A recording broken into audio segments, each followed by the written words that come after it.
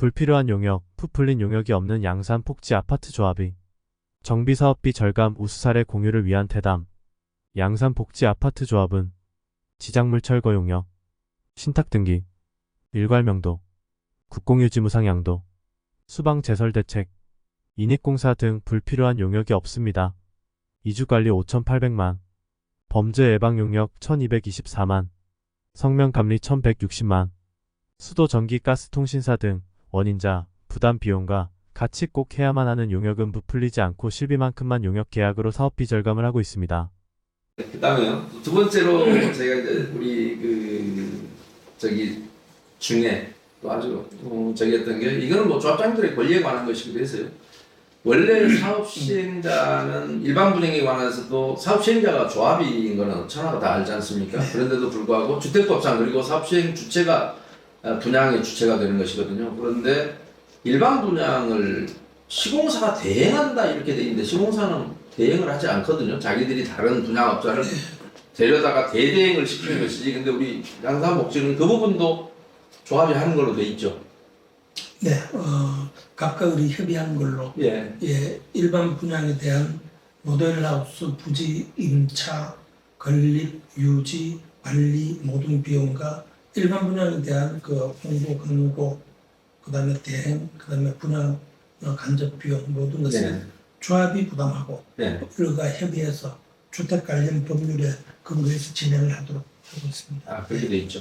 그러니까 그게 최근에도 제가 지금 다른 조합에 그것을 조합은 안건으로 다시 회수해라라고 제가 잡아준 적이 있습니다만은 그게 왜 중요한 문제냐면요. 그 부분도 그래서 이 조합이 다른 조합보다 훨씬 모범적인 사례라고 생각이 돼서 제가 여쭤본 건데요. 법규는 그렇게 조합이 시행자가 분양하게 돼 있는데 시공사가 대행한다라고 맡겨버리면 시공사 입장에서는 조합원의 이익보다는 공사비가 원활하게 돌아야 되기 때문에 분양가를 굳이 뭐 이렇게 비싸게 받을 필요가 없거든요. 분양을 거기에 대행한다라고 해버리면 본인들이 알아서 분양가를 결정해버린단 말입니다. 그러면 무슨 문제가 있냐? 지금 부평에 어떤 조합이 그랬었는데요. 무슨 뭐 몇 대 몇으로 분양이 됐더라고 50몇 대 1로 분양이 돼서 그거에 대한 성과급으로 조합장이 돈을 뭐 상당한 부분은 거액을 가져간 것 같아요.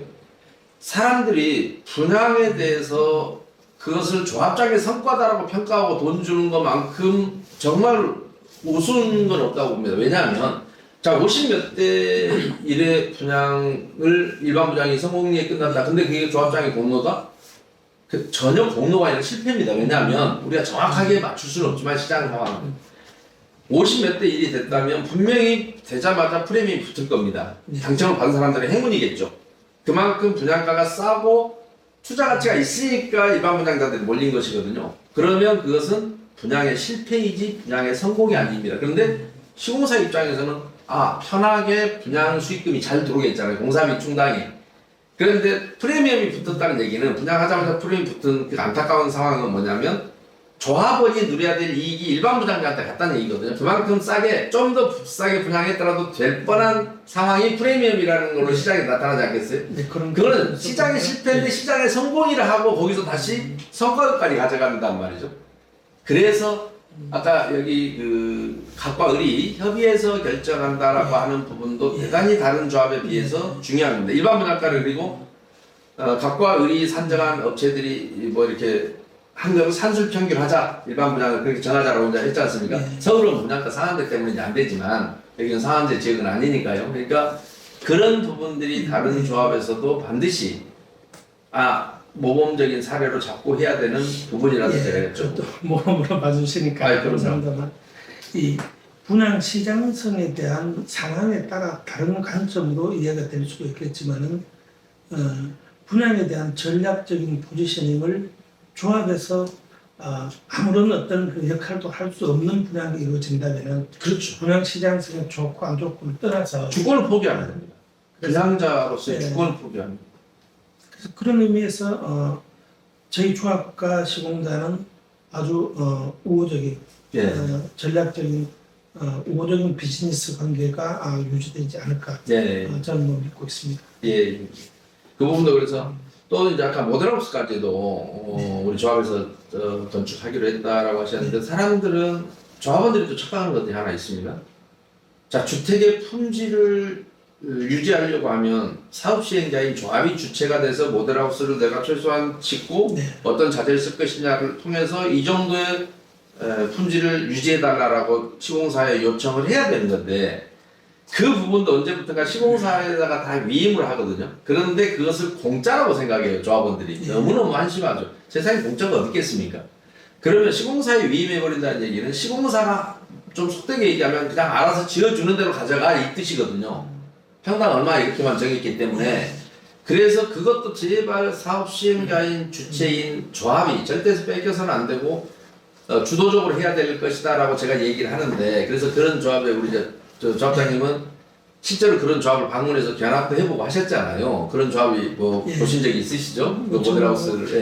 예. 부산 경남 일원의 신축 이 현장에 모델하우스가 건립되면은 가봅니다. 네. 가보고요. 예, 또 서울에도 육촌 1구역이 예, 있으니까 예.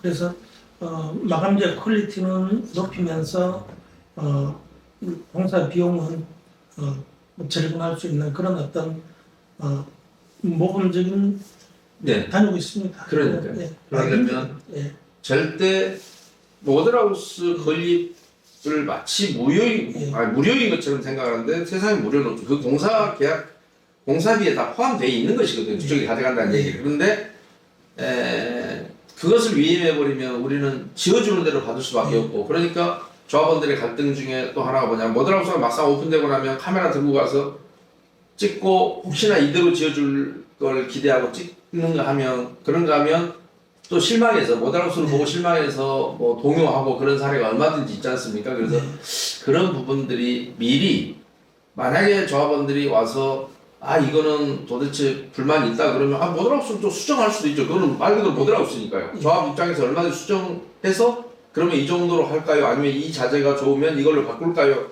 얼마든지 조합원들과 상의를 해야 될 문제라고 생각하거든요. 그런데 그 부분도 시공사가 지어준 대로 한 다음에, 지금 서울에도 뭐 조합이 그런 데가 하나 있습니다만 제가 잘 아는 조합이요. 거의 모든 자재를 이제 조합원 옵션으로 해놨어요. 그러면 시공사는 도대체 뭘 지어줄 거, 아직 모델하우스 오픈도 안 했는데, 안 했는데 조합 쪽에서 전부 개별 발주를 하고 있는 거예요. 마룻바닥을 뭘로 하는데 얼마다. 그러니까 기존의 모델하우스를 보지 않은 상황에서 모든 걸 조합원들한테 선택을 하게 만드니, 그러면 생각해보면 기본적인 주택의 품질을 모르는 상태에서 퀄리티 높은 거를 네가 골라라, 자재를 개별적으로 골라라, 그것도 계약을 해라, 이렇게 유도하는 조합도 있거든요. 그래서 그럼에도 불구하고 조합원들이 그거에 대해서 충격을 별로 안 받아요. 그게 지금 참 답답할 일인데, 그래서 좋은 조합장, 좋은 지도자를 뽑는 게 그런 점에서 참 중요한 것 같습니다. 민영 시공 주택이 아니면서 조합원들이 우리가 시행하는 우리 아파트를 모델하우스 오픈했을 때서야 보고 알 수 있는 이런 깜깜이 모델하우스가 건립되고 분양 준비가 된다는 것 자체가 시행자로서의 어떤 애초에 갑과 을이 협의해서 그렇게 하기로 한 그 정신에 부합되지가 않는 걸로 생각합니다. 그러니까 조합의 기본은 조합이 원하는 집을 짓는 거거든요. 그리고 그래서 조합원의 집을 짓는 거고, 그리고 나머지를 일반에 팔아서 수익을 그 수익으로 이제 조합원들의 개발 이익을 좀 나눠가는 그런 구조인데, 이것을 모든 걸 시공사한테 맡겨놓고 우리는 주는 대로 받겠다, 지어주는 대로 받겠다. 오픈하기 전까지는 한년 깜깜이 모델이 되는 거죠. 그래서 그런 게 참 안타까운데, 그 부분도 지극히 과거에는 당연했던 것들인데 지금은 이제 이게 모범 사례가 돼버린 이런 세상이 됐단 말이에요. 아까도 얘기했지만 참 지극히 어쩌면 당연한데 그렇게 하는 조합이 없으니까 이제는 지극히 당연한 얘기를 누군가는 전달해야 되는 그런 세상이 된 것이죠. 그 다음에 또 우리 조합장님 그 계약서 중에 또 뭐 특이했던 거는, 우리가 이제 마지막에 공사를 하고 나면 또 처음에 개인 조합원들은 이렇게 개인 주택이 하자만 보거든요. 벽지가 없이 찢어진다 뭐 이런 거 보는데, 사실은 더 큰 문제는 요즘은 모든 게 전자화돼 있고 연동하는 시스템이라서 전자 부품도 많이 들어가고 하니까요. 사실은 아파트가 이제 시운전할 때 모든 시스템이 제대로 돌아가주느냐가 사실 중요하거든요. 공동시설에 어떤 하자는 없는지. 그래서 하자관리업체도 그런데 그래서 하자관리업체도 시공사가 뽑는 걸로 자꾸 뺏어가는 경향이 있어요. 왜냐하면 거기서 혹시 무슨 최초로 시운전을 할 때 입주할 때 시공사를 많이 긴장하거든요. 네. 자기들이 직접 다 시공했던 게 아니라 자기들도 하도 업조서 했기 때문에 거기 이제 전체적으로 연동해서 잘 돌아가줘야 되잖아요. 그런데 우리 그 부분도 우리 예, 뭐, 조합은 예, 뭐 그 시공사에 맡기지 않았죠. 이 완벽을 포기하거나 이러지 않으셨죠. 그 주택관리법 교육에서 예, 서로 간 협의해서 맞습니다. 예, 선정하고 뭐 조기 운영하는 걸로 하고 예, 있습니다. 예. 그게 당연히 주택법상 사업시행자인 조합이 선정하도록 돼 있거든요. 그런데 그 부분도 자꾸 포기를, 그러니까 왜 법규로 정한 사항을 포기하는지 모르겠는데 아무 생각 없이 포기하는데 사실은 그 결과를 알고 나면 왜 시공사에서는 그걸 자꾸 자기들의 권한을 위임해달라고 하는지를 좀 알아야 되는데 그런 부분에 대해서 아무 문제의식을 못 느끼고 쉽게 포기하는 경향이 있는 것 같아요. 그래서 그런 점에서 지금까지 우리 마사업장님이 설명해 주신 내용들이 많은 조합에 좀 참고가 됐으면 좋겠습니다. 예, 뭐, 잘 가르쳐 주신다.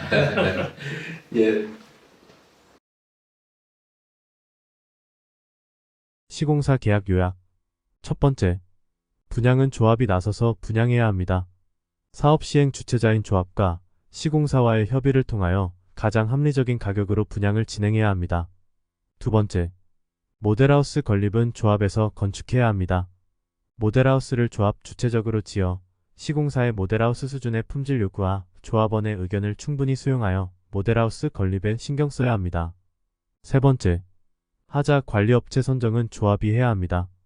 시공이 끝난 후 주택의 하자 관리업체는 시공을 한 시공자가 아닌 사업 주체자인 조합에서 선정된 업체가 해야 합니다.